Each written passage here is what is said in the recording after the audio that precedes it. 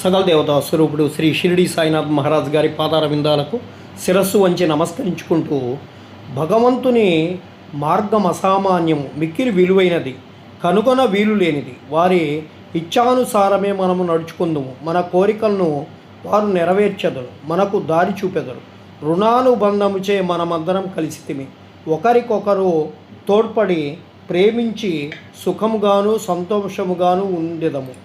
అయితే తమ జీవిత పరమావధిని పొందెదరో వారు అమరులై సుఖముగా నుండెదరు. తక్కిన వారందరూ పేరునకే ఊపిరి సలుపునట్టుకు మాత్రమే బ్రతికెదరు. సాయిబాబా సద్విచారాలనెట్టు ప్రోత్సహించున్నాడో తెలుసుకొనట మిగుల ఆసక్తికరంగా ఉంటుంది. భక్తి ప్రేమలతో వారికి సర్వస్వ శరణాగతి చేసిన సో వారు నీకెట్లు పదే పదే సహాయపడదరో తెలుస్తుంది.